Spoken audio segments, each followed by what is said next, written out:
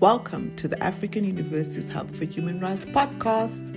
I'm your host, Neo Fumba, researcher for the Hub, bringing you conversations with activists, scholars, and change makers across the African continent.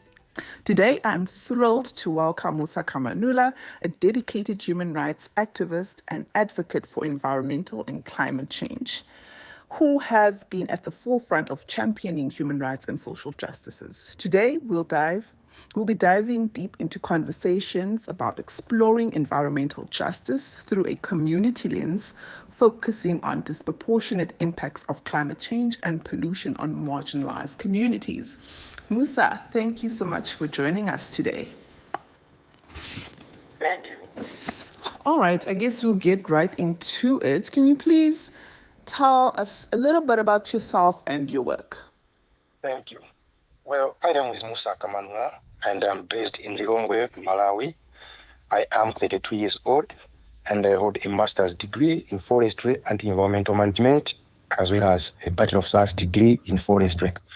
I am an environmental and social consultant, as well as an environmental activist, and I support implementation of development projects in the sectors of climate change, livelihoods, and carbon trade.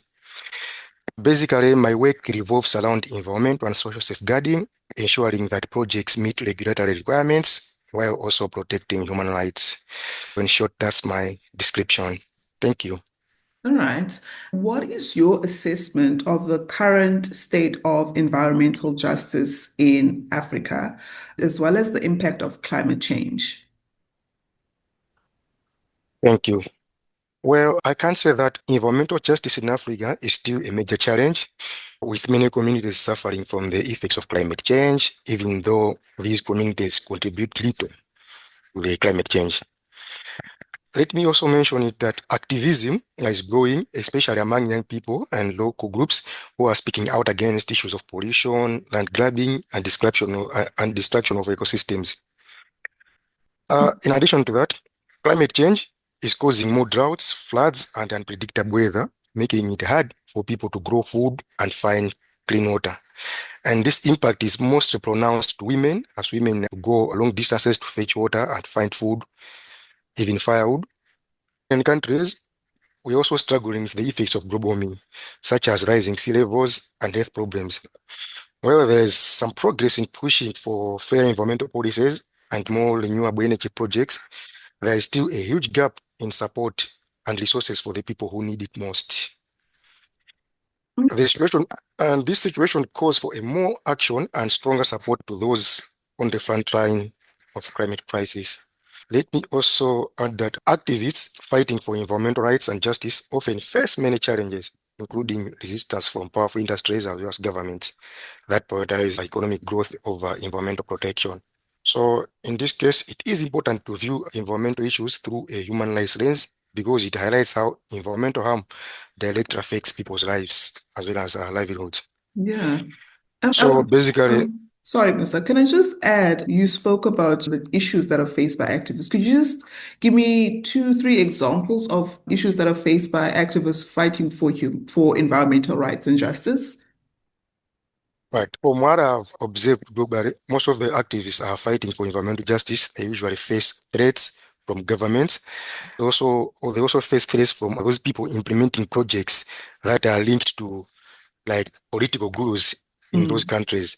You would note that whenever an environmental activist is fighting for certain environmental rights, let's say which is linked to a certain project, and that project, if it is also linked to some politicians, automatically those activists, they face threats as well as resistance to changes. Can you just reflect on why it is important to view environmental issues through a human rights lens rather than just solely on an ecological one? Thank you. It is important to view environmental issues through a human rights lens because it highlights how environmental harm directly affects people's lives as well as livelihoods. When we only focus on ecological aspects, we might overlook how pollution, deforestation, or climate change affects the vulnerable communities, including the youth and women as well. True. And we live in a global society where in our African contexts, we are constantly compared to the global north. So can you just briefly touch on how environmental injustices differ across developing and developed nations. Thank you. Environmental justices differ between developed and developing nations in many ways. For example, in developed countries, environmental harm is often linked to industrial pollution, overconsumption of resources, as well as issues of waste management, which can disproportionately affect low-income communities or marginalized groups. In contrast, developing nations face challenges like deforestation, land degradation, and the impacts of climate change, often caused by global industries that exploit natural resources. So, in summary, I can say in developed countries, they are concerned with issues of exploitation of resources, waste management, and pollution, while in developing countries, the challenges include deforestation, land degradation, and the impacts of climate change, such as floods, El Ninos, cyclones, and the like. Yeah, just to build on what you're saying, we know that in developing nations, we have cultural practices that we observe. So, how can we be considerate of cultural practices, but still keep in mind that environmental justice is important? Thank you. Well, being considerate of cultural practices in the pursuit of environmental justice simply means understanding and respecting the values, traditions, and the ways of life of local communities when implementing environmental policies or projects. So this involves basically listening to the needs and concerns of people who rely on natural resources for their livelihoods or survival. Therefore, in this case, it is important to include these communities in decision-making processes, ensuring that their cultural beliefs and practices are not overlooked or harmed during project implementation, as well as during policy formulation. So by doing that, we can also create solutions that are not only environmentally sustainable, but also solutions that are culturally or socially acceptable to the societies. Yeah, that's true. Do you think that the laws that we have, we know that we follow the United Nations Global Declaration and all that, but within our respective continent, are there laws that push for environmental justice? Can you come again? But so do you think that there are laws, particularly laws, that pushes for environmental justice? So what type of laws does Malawi have looking at improving environmental justice? Thank you. In Malawi, we have a number of laws that push for environmental justice. For example, I'll start with the Environment Management Act. This act provides provisions for carrying out environmental and social impact assessments whenever carrying out development projects. When carrying out environmental and social impact assessment, you are or the project owners are supposed to carry out rigorous stakeholder consultations so that the people to be affected by the project are also considered during the project design and implementation. We also have national environmental policy, which also provides rules and guidelines for managing the environment. We also have the forestry policy, which calls for the sustainable management of forest resources, as well as utilization. We also have the Water Resources Act.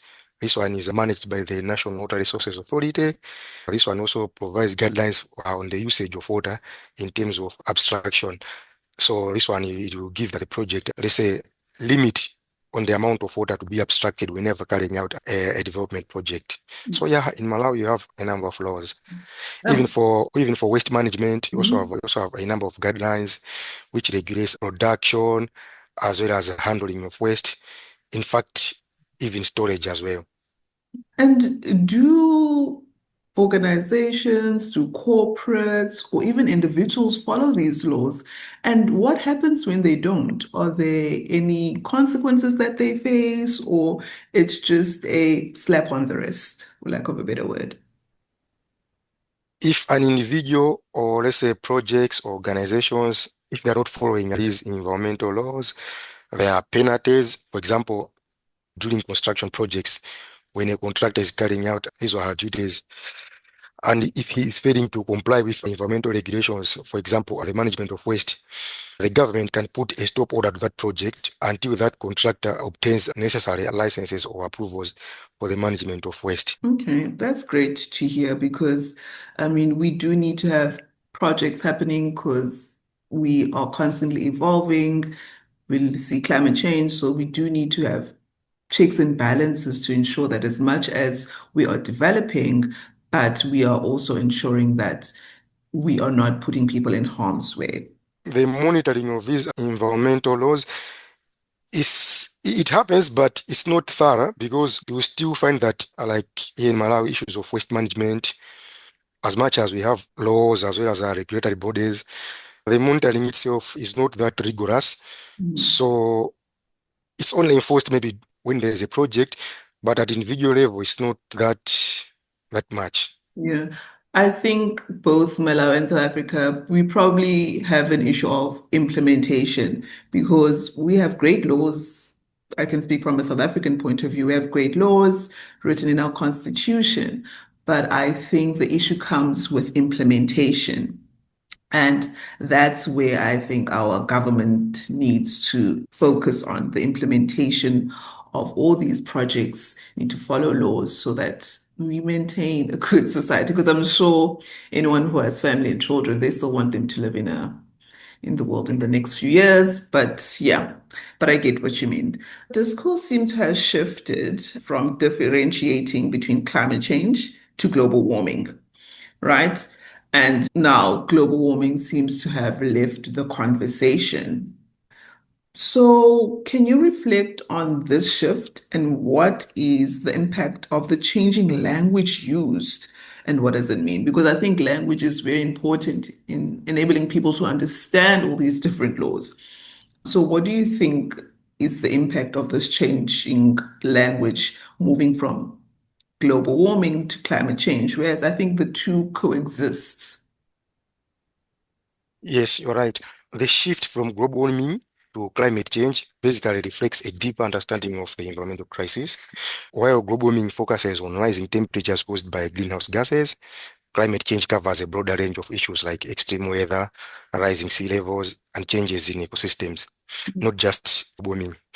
So this change in wording makes the problem seem bigger and easier to understand, but it also makes it less clear and Mhm. less urgent. By talking more about the symptoms of climate change instead of root cause, global warming, people might lose sight of what's really driving the problem, Mm. which could affect the way on how we deal with it and what policies are put in place. So, in as much as these are used interchangeably, but these are different terms. In summary, I can say global warming is basically the rising temperatures. But if you talk of climate change, we are mostly focusing on the consequences. Okay.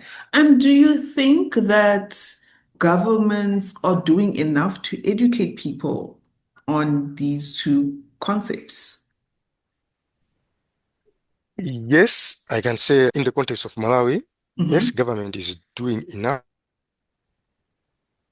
The government is doing enough to educate people on climate change as well as global warming. But this is mostly to those people who are involved in policy implementation, as well as those involved in development projects. But to the local communities, yes, it's been done, but not to a larger extent. You will still find that a number of local people, including farmers, they are not really aware of issues of climate change to that deeper extent. Yes, they are aware, but not to a larger extent. Yeah, So that's what I can comment on. that's But the true. government, They but the are. government is doing something now. I'd say for me in South Africa, we used to have road shows and quite a number of advertisements happening on television. So they were, but of late, we don't have any more road shows coming to school to educate even children, because sometimes educating a young child, they'll go back home and talk about it, and then there'll be a conversation in households. So I think we need to just go back to that basics. Well, I'm talking when I'm looking at it in a South African context, but yeah. So, Musa, this is just looking at the future. How can education, sorry, and storytelling be leveraged to raise awareness and amplify the voices of those most affected by environmental injustices? Thank you. Well, education and storytelling, I see them as powerful tools for raising awareness and highlighting the voices of people affected by environmental injustices, such as communities facing pollution or climate-induced displacement. By sharing their stories in schools, media, and online platforms, we can build a deeper understanding of the urgent need for change. In addition to that, if society fails to act, future generations could face severe human rights violations like lack of access to clean water, food, and safe living conditions, always worsened by climate change. So the most impactful steps we can take today is advocating for policies that protect both human rights and the environment, while supporting vulnerable communities and adopting solutions that reduce harm. That is true. I think you touched on the next question I'd like to ask you, which is what implications for the future generation are there if we do not act now on ensuring that we champion for environmental injustices? As of now, we all know that there are issues of environmental injustices, and if we fail to act now, it means the situation will be severe than now. So what I can say is there is really a great need for governments, international agencies to raise awareness on environmental injustices so that future generations should enjoy their human rights as well as environmental justice. Yeah, that's true. Looking ahead, what gives you hope about achieving a more equitable future regarding the environmental issues that we were just speaking on? What I can say is the growing global awareness and actions we are seeing, especially from young generations, gives me hope. As you can agree with me that people are increasingly recognizing the link between climate change, human rights, as well as social justice. And there is some support for grassroots movements where those most affected are leading the change. Activists, scientists, and communities are working together to push for real changes like cleaner energy, stronger laws, and better protection for vulnerable populations. So more countries are also committing to fair climate policies and realizing technologies that help us reduce environmental damage, gives us tools to do better. So while there's a long way to go, the momentum towards justice and sustainability is definitely building, and that gives me real hope for the future. Lastly, I'd like to know in what ways can we continue to amplify diverse voices in climate reporting and adopting intersectional policy frameworks that address systematic environmental disparities? I think it's an issue to do with policies. If we can ensure that our policies they also encourage reporting on these issues of environmental justices, it means there will be a lot of information which can also help the design and implementation of projects that affect environmental justice. So it's both the issue of the as well as policy implementation. That is true. That's all for this episode of the Africa Hub podcast. Thank you for joining us, and thank you to my guest Musa for joining us all the way in Malawi. Remember, the Africa Hub is here to support human rights defenders, amplify their voices, and strengthen the ecosystem to protect those who put their lives on the line for freedom and justice. If you'd like to get involved, visit our website at www.pugresearch.org.za to learn more about our initiatives, research, and upcoming events. Until next time, keep up the fight. This is Neo Fumba signing out.